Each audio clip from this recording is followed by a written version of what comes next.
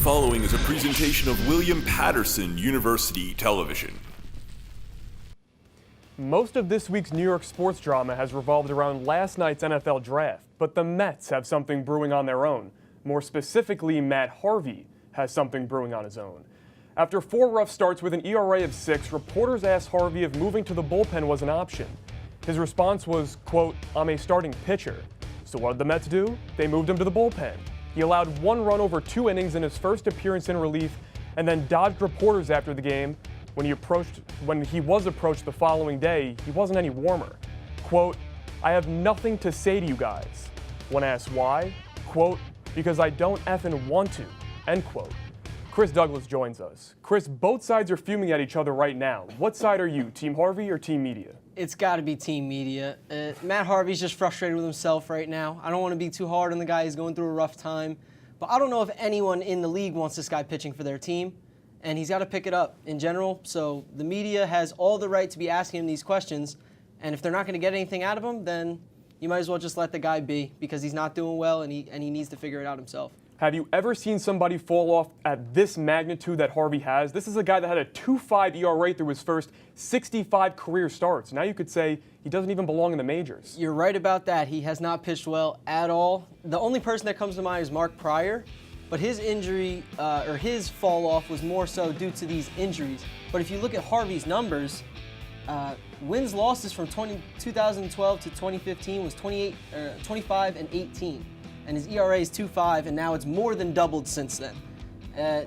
He's obviously got some stuff to figure out, like I said, but the only person that comes to mind is Mark Pryor, and that was more due to injuries. This is strictly performance-based and all mental for Matt Harvey. How much do you think the Mets were relying on Harvey coming into this season? This is a huge blow to the rotation. It might be, it may not be. What do you think? I'm going to say it's not very major because now Jason Vargas is coming back from his injury, and they have depth at the front line. Matt Harvey, at best, was going to be the 3rd or 4th best starter on this team, and that's all the Mets were asking of him. Since he can't get that done, send him off to the bullpen, and I love the way that Mickey Callaway has taken a different approach. You have to earn every start. He hasn't even guaranteed Steven Matz a next start coming up, so he's making you earn your work as a starting pitcher. Yeah, the Mets have cooled off over the last week. They lost a heartbreaker yesterday in extras after Familia blew his 3rd save of the season. Meanwhile, the Yankees are getting hot. 5-game win streak entering the game, looking for the sweep versus the Twins. Top 3, Eduardo Escobar takes Montgomery deep, his 3rd home run of the season. Twins jump out to an early 2-0 lead. Meanwhile, Kyle Gibson and this slider. Yankees don't know where that thing is going.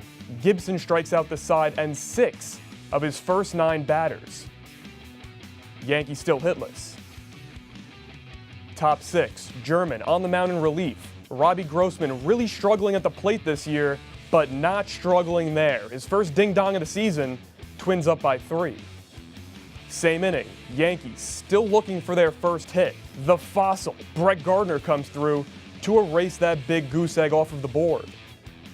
Kyle Gibson is done after 6, giving up only that 1 hit.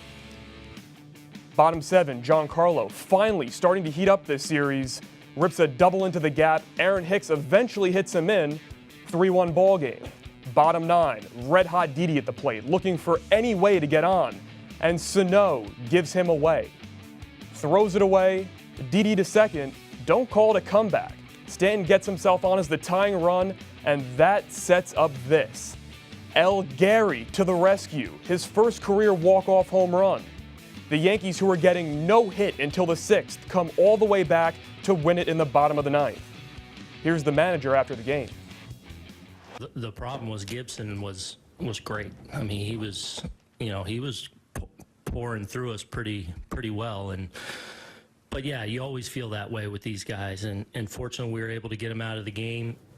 The Yankees are getting hot. I'm here now joined by Jake Bailey. Most of that heat is coming from Didi Gregorius. 9 home runs this month, 29 RBIs. He becomes the first Yankee shortstop to homer in 4 straight games. Derek Jeter didn't even do that. We knew this was a home run team, but did you think Didi was going to be a part of that? Actually, I did, Joe, because if you look back at his 2016 season, he actually had 20 home runs in that season. He improved it last year with with 25 home runs. This guy's tailor-made his swing for Yankee Stadium. I think his line drives are going out the park. Everything he's doing is right, and he's just on fire right now. Stanton's starting to strike out a ton. He struck out a lot last season, but now he's striking out even more.